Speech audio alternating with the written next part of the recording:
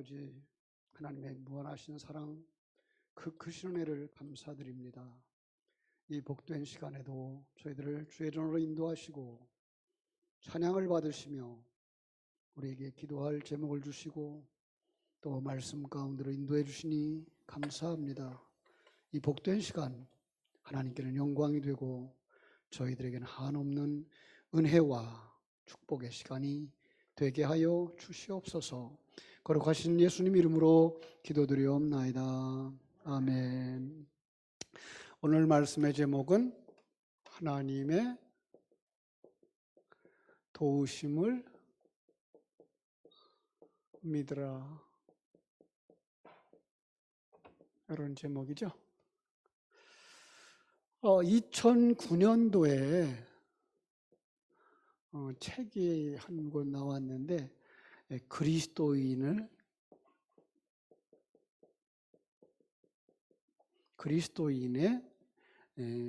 그리스도인이 체험하는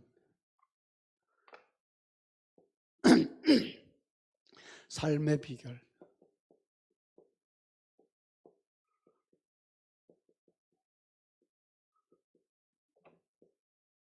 이런 책이 하나 나왔어요. 브란드 서원에서 나왔는데요. 그 책의 서평을 어느 분이 썼는지 모르겠는데 이렇게 썼더라고요. 엄마 아빠와 함께라면 어느 곳에 가더라도 두 어깨에 힘이 들어가는 것은 어린 아기가 아니라도 다 느낄 수 있습니다. 분명 우리는 하나님의 자녀라고 말하고 늘 언제나 자녀됨을 고백합니다. 하지만 삶 속에서, 생활 속에서 과연 하나님의 자녀된 삶을 살아가고 계시는지요?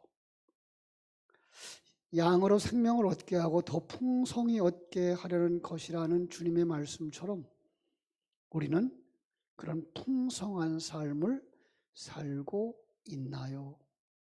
하나님의 자녀로서 누릴 수 있는 축복을 통해 세상 어느 곳에서도 본이 되는 축복된 삶을 살아야 합니다. 그것이 진정으로 그리스도인이 체험하는 삶의 비밀인 것입니다. 그랬어요. 오늘 새벽 말씀과 연결시켜서 이야기하자면 성전에 올라가는 이들은 제사를 하든지 예배를 하든지 자신이 살고 있는 환경을 점검하고 그 속에서 살도록 허락하신 하나님의 은혜, 그 사명을 확인하라. 그래서 세상의 빛으로 살아갈 수 있어야 된다. 그렇죠? 어둠 가운데 빛으로 살아라. 어머니 품에 안긴 젖된 아이처럼 살아라. 그것을 바라고 하나님을 바라라. 주님을 바라보라. 한순간만 아니고 영원히. 여기 오늘 새벽 설교의 요약이었어요. 이 책을 쓴 분이 이제 스미스라고 하는 분인데요. 그 스미스라고 하는 분이 그래요. 언젠가 어디서 이런 문장을 읽은 기억이 있다. 순종하는 대상의 능력만 온전히 확신한다면 온전한 순종은 온전한 행복이 될 것이다. 실현 가능한 행복의 길을 계시해 준 이 말은 당신에게 충격이었다. 그 후로도 삶에 많은 불법과 고집이 있었지만 그때마다 이 말이 되살아났다. 순종을 방해하는 내 모든 갈망을 잠재우고 모든 만족시켜줄 안식의 비전으로 이제는 그 안식이 내게 비전이 아니라 실체로 계시되었다. 그리고 주님은 내게 우리 모두가 무조건적인 순종을 바쳐야 할 주인, 그분의 멍에를 지는 우리에게 온전한 안식을 주시는 주인이 되셨다. 글을 쓰시는 분들은 얼마나 이쁜 말들을 이렇게 잘 쓰는지 몰라요.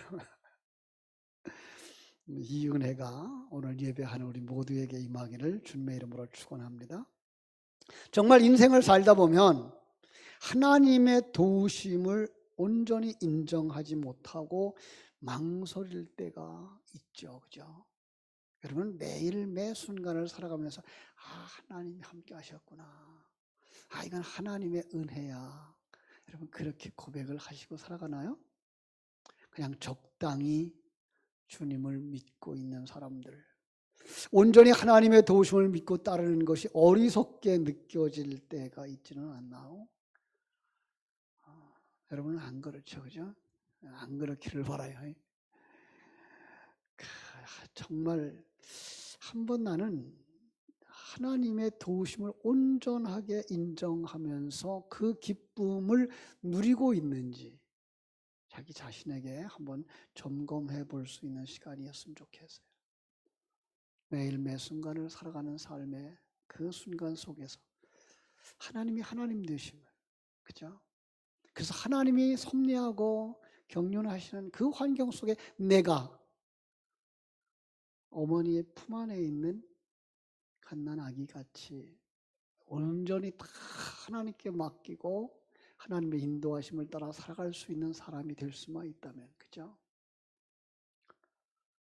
오늘 다윗은요, 그의 삶에 이러한 것들을 경험하고 그의 열망을 가지고서 성전을 건축하려고 하다가 하나님으로부터 거절당하고, 그죠? 그 성전 건축의 일을 솔로몬에게로 넘겨주면서도 자기가 더 많이 준비하고 그리고 백성들에게 그 성전에 같이 건축하라고 부탁하는 내용이에요. 22장 전체의 내용인데 본문으로 삼기는 너무 길어서 제가 짧은 본문만 보도록 했는데요. 1절 한번 보세요. 자, 1절 이렇게 말하죠. 다윗이 이르되 이는 여호와 하나님의 성전이요 이는 이스라엘의 번제단이라 하였다. 예, 어떤 것이? 하나님께서 그에게 보여준 성전, 그 성전을 지을 터를 가리켜 여호와 하나님의 성전이요 이스라엘의 번제단이라고 말한 거예요. 그러니까 다윗은 여부수사랑 오르난의 타작마당에서 하나님의 놀라운 응답과 임재를 경험하거든요. 하나님의 임재를 경험한다. 그죠? 자, 중요하죠. 하나님의 임재. 그걸 뭐 할 수 있어야 돼요? 체험하는 삶. 하나님의 임재.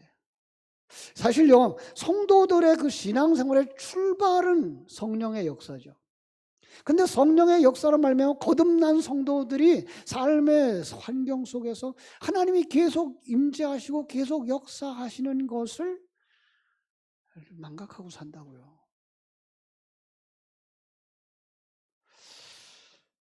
출애굽했던 이스라엘 백성들만 구름 기둥과 불 기둥으로 인도하고 있다고 생각을 하고 있지, 자기는 지금 이 세상 21세기를 살아가고 있는 우리들은 그 속에서 지금 하나님의 인도하심과 하나님의 공급하심 속에 살고 있다는 걸 까맣게 잃어버릴 때가 있다고요. 안타깝죠, 그죠? 여러분, 그래서 우리가 정말 하나님의 사람답지 못할 때가 많아요. 다윗은 그 하나님의 임재를 다시 한번 경험합니다.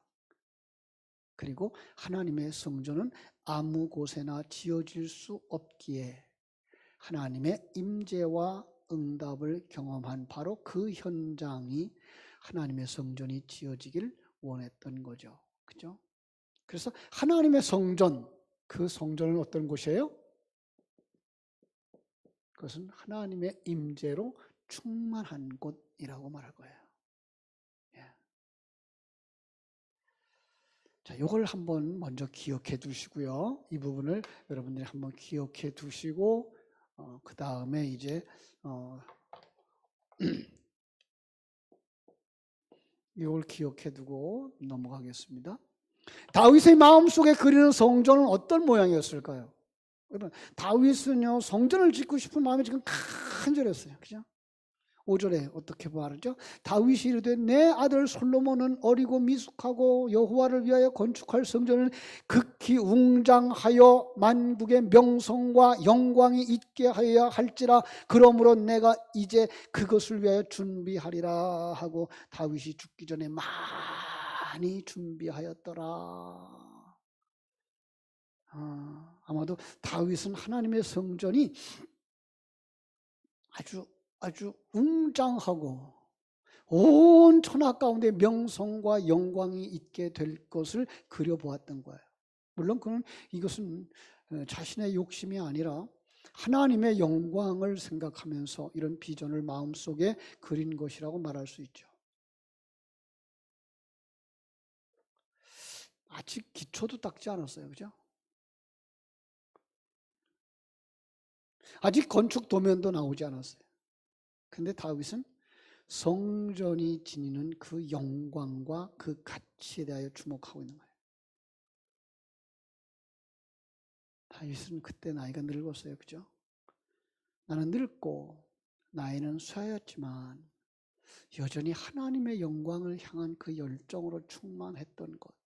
그렇게 다윗은 믿음으로 이 일을 감당할 수 있을 것이라고 생각을 했죠. 자, 신약 시대를 살아가는 우리는 주님의 몸이 거하는 성전으로서 다윗의 이 비전을 깊이 묵상해야 할 겁니다. 그런데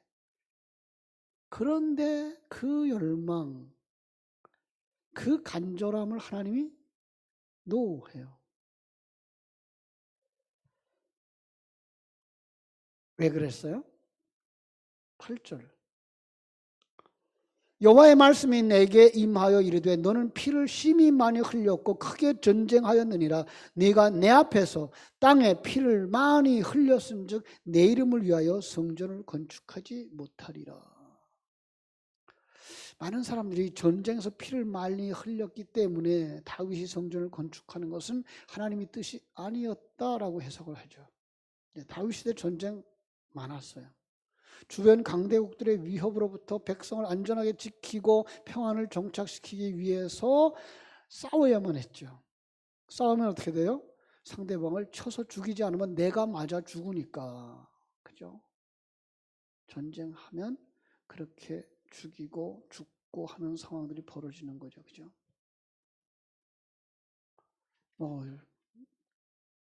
우리가 잘 아는 다윗의 싸움, 골리앗과 그죠? 싸웠던 그 싸움으로부터 시작해서 많은 전쟁들, 그 속에 많은 사람들을 죽였죠. 그렇기 때문에 하나님은 그에게 성전을 건축하도록 허락하지 않았다. 그리고 그 성전 누가 짓게 되죠? 이름 자체에 샬롬이라고 하는 뜻을 가진 솔로몬에게 건축하도록 합니다. 이것을 뭐라고 말하는가 하면은 하나님의 주권, 그죠? 뭘로 지어져요? 그래서 하나님의 주권 아래에서 이런 의미를 가질 수가 있죠. 하나님의 주권, 그죠?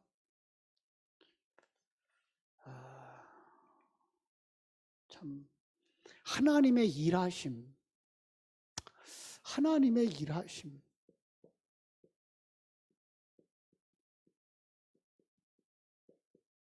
이거 우리가 다 이해하지 못해요.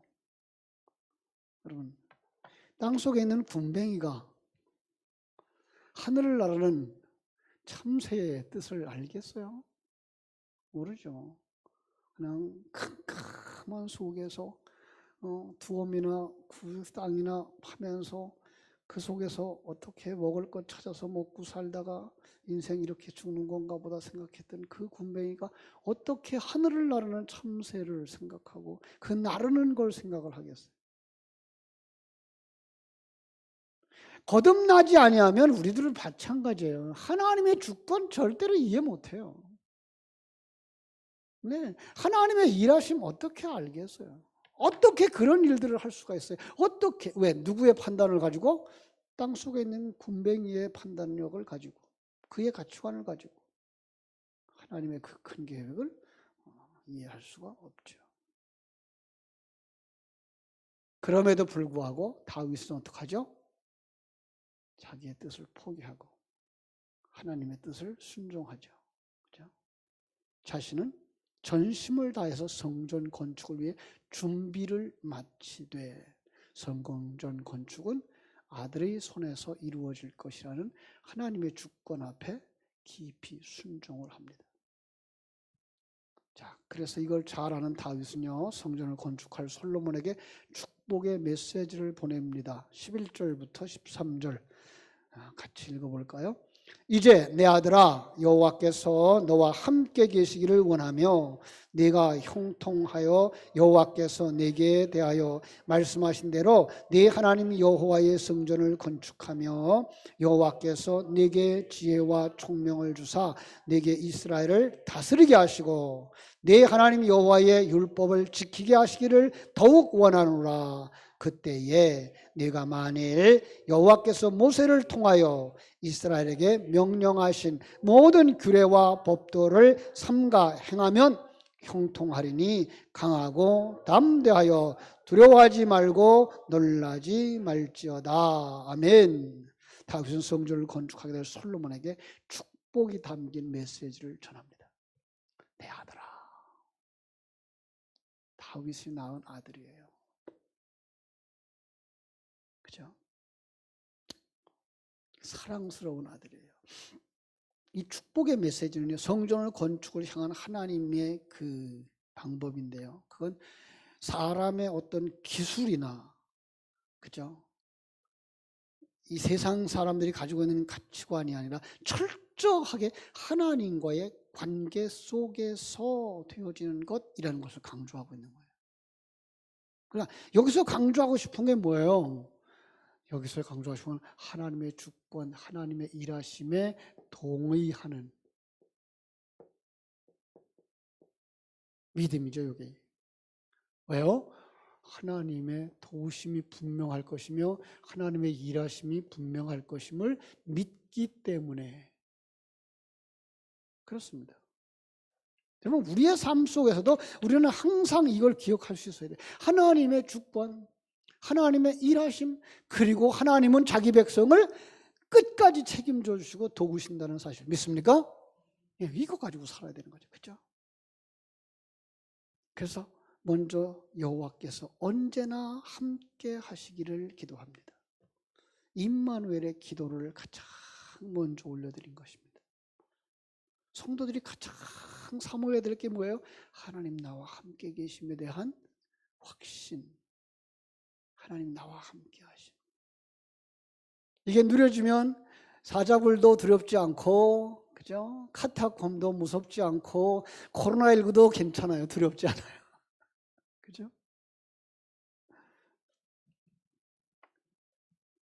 당진에 우리 친구 목사님이 한 분 계신데, 요즘 또 당진에서 또 뭐 교회에서 환자들이 막 나왔다 그래가지고 걱정이 돼서 전화를 했어요.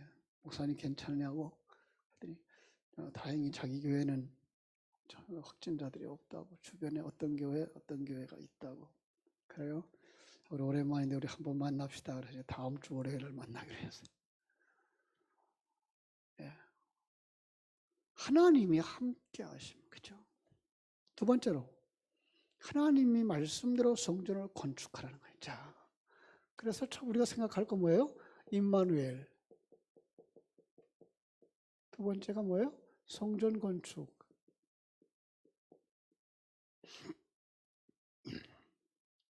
그죠? 누가 원하는 대로, 하나님이 원하는 대로. 예. 성전 건축을 하나님이 원하는 대로 하는 거예요. 그죠?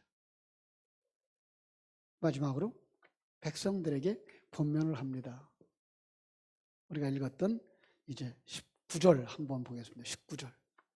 이제 너희는 마음과 뜻을 바쳐서 너희 하나님 여호와를 구하라. 그리고 일어나서 여호와 하나님의 성전을 건축하고 여호와의 언약궤와 하나님 성전의 기물을 가져다가 여호와의 이름을 위하여 건축한 성전에 드리게 하라 하였더라. 마음과 뜻을 바쳐서 힘써서 여호와를 구하고 여호와의 이름을 위하여 일할 것이다. 그렇게 볼 수 있습니다. 다시 말하면 그 백성들에게, 방백들에게 솔로몬을 잘 도우라고 지시하면서 그 방법은 이런 거야. 어떻게 해요? 여호와 하나님께 구하는 거야. 간절한 마음과 뜻을 바쳐서 하나님 여호와를 구하는 거예요. 하나님을 향한 깊은 헌신이야말로 솔로몬을 제대로 도울 수 있는 정말 최고의 길이라고 믿었던 거죠. 그리고 그들에게 뭐려고 해요? 하나님의 이름을 위하여 일하라는 거예요. 이것이 바로 성전, 다윗이 성전 건축하고자 하는 마음, 그리고 준비된 자세, 그리고 행동. 그리고 보면 오늘 제목과 조금 달라요. 하나님의 도우심을 믿으라. 그래서 조금 한번 다시 생각해 보세요. 지금까지 살아온 다윗은 삶의 구비구비마다 무엇이 있었다? 하나님의 도우심을 믿는 사람이었다. 믿음의 사람들 뭘 가지고 있어야 돼요? 하나님이 도우셨다. 하나님이 인도하셨다. 하나님이 역사하셨다. 거듭난 사람들의 삶 속에는요, 눈이 달라요. 거듭난 사람들 속에는요, 세상 사람들처럼 가난하게 살고 있어서 나는 뭐 못한 거야. 이 큰 일을 하지 못해서 나는 잘 안 되고 있는 거야. 그래서 하나님이 나를 버렸는가? 하나님이 나와 함께하지 않는가? 이런 생각을 하는데, 아유, 이거는요, 정말 소경들이에요. 뭘 볼 수 있어야 돼요? 그 하나님이 나와 함께하고 계셨어요. 하나님의 일하는 건요, 큰 일, 작은 일, 큰 교회, 작은 교회, 그게가 관계가 없어요.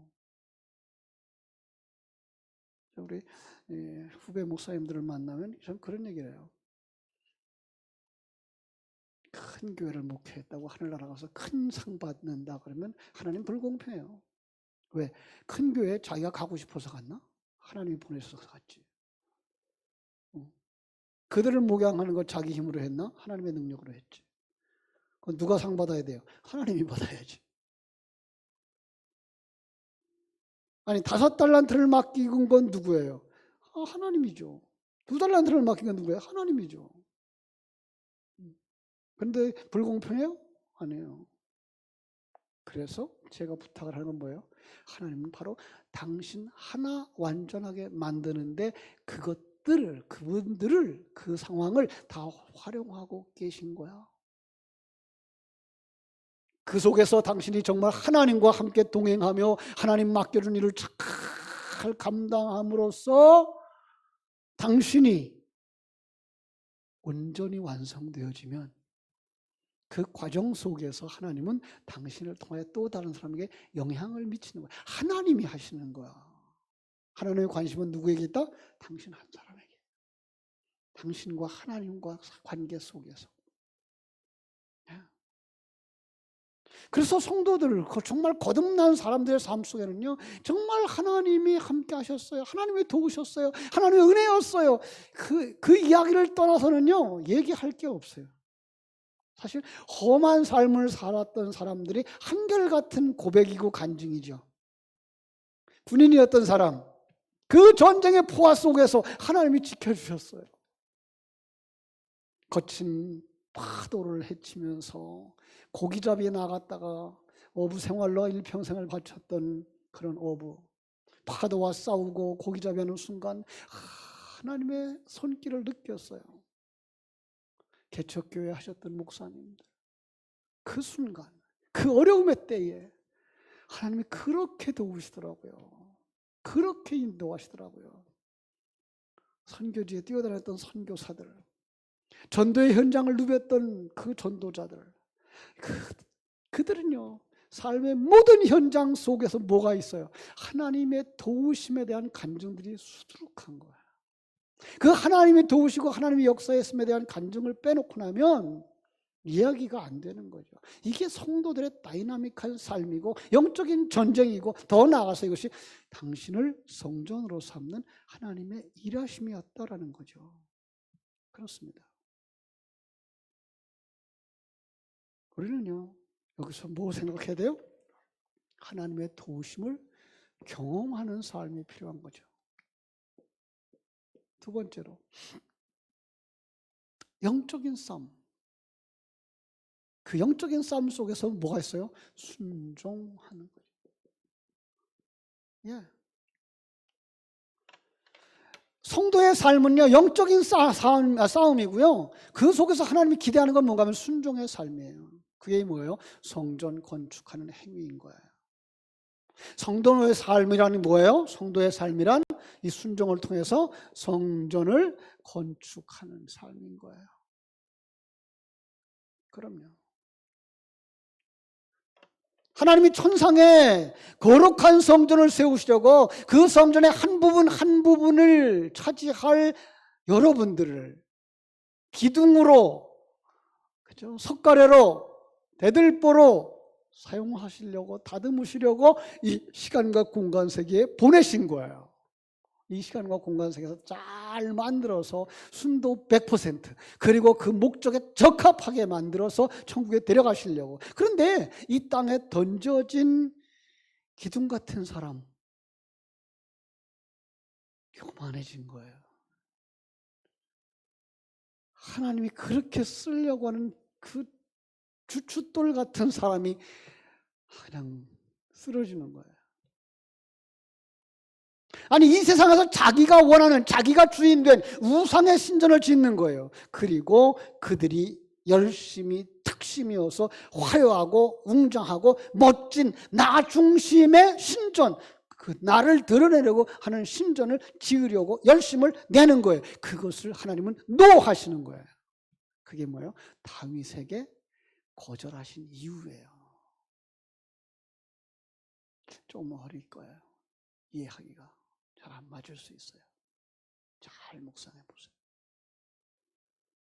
진리에 굳게 서지 못하면, 영적으로 거듭나지 못하면, 내가 내놓는 행위는 집사라는 이름을 가지고 장로라고 하는 이름을 가졌을지는 몰라도 여전히 자기가 중심이 된 신전 세우기를 하고 있는 거예요. 이게 예수님 당시의 헤롯 성전이었던 거죠. 그래서 이 성전을 헐라, 사실적인 표현대로 말한다면 뭐예요? 이 신전을 헐어라. 내가 사흘 만에 성전을 세우리라. 이것이 보이지 않으면 예수님 조롱할 수밖에 없죠. 에이, 성전을 헐고 사흘 만에 짓는 자여, 십자가에서 내려와 봐요. 예수님의 십자가를 이해를 못하는 거예요. 뿐만 아니라 자기도 십자가 지는 삶으로 가지 않는 거죠. 다윗은 알았습니다. 하나님이 기뻐하는 성전은 내가 짓는 것이 아니고 하나님이 허락하심으로만 세워진다는 것입니다. 어떤 성전일까요? 보리교회? 예배당? 서울의 커다란 사랑의 교회? 전통적인 고딕식 건물 충현교회? 아니요. 여러분과 나. 고린도전서 3장 16절이 말하는 것처럼 하나님의 성령이 거하시는 거룩한 성전. 그 성전을 하나님이 지으시는 거예요. 그래서 그 성전은 어떻게 지어져야 돼요? 성령으로.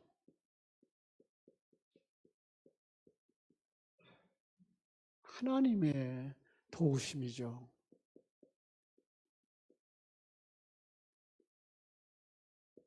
시작도 하나님의 도우심이고 완성도 하나님의 도우심인 거예요. 성전 건축은 삼위일체 하나님과 함께하는 성도들이 마음과 뜻을 바쳐서, 그죠? 순종함으로, 헌신함으로, 순종과 그 헌신의 삶을 통해 누가 만들어진다? 내가 만들어지는 거예요. 무엇으로? 하나님의 성전으로. 그죠? 사랑하는 여러분, 그것은 내 힘으로 되는 게 아니에요. 그것은 하나님의 힘으로 되는 거예요. 그래서 우리는 하나님의 도우심을 믿어야 되는 거예요. 하늘에서 이룬 것 같이 땅에서도 이루어지이다. 하늘에서 이룬 것 같이 내 심령 속에서 이루어지이다. 전적으로 하나님을 의지해요. 여러분, 전적으로 하나님을 의지한다는 게 어떤 걸까요? 말씀을 통해서 가는 거예요. 기도를 통해서 가는 거예요.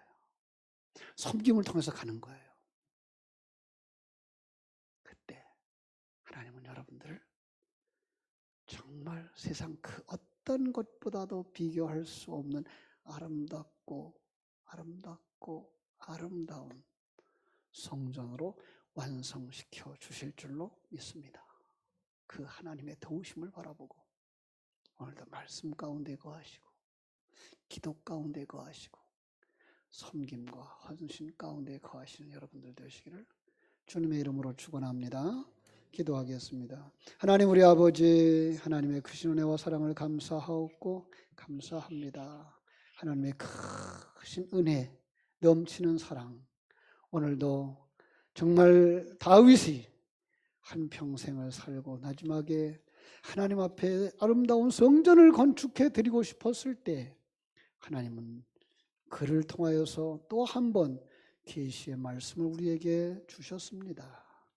아버지, 다시 한번 저희들이 그 큰 하나님의 계획을 알 수 있는 사람들이 되게 해주시고 하나님의 일하심을, 하나님의 도우심을 믿는 사람들이 되게 하여 주시옵소서.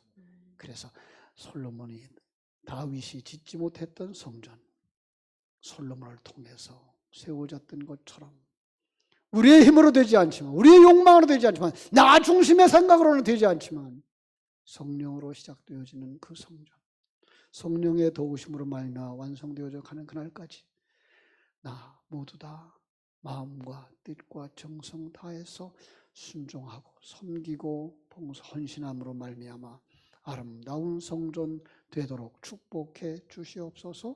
예수님의 이름으로 기도하옵나이다. 아멘.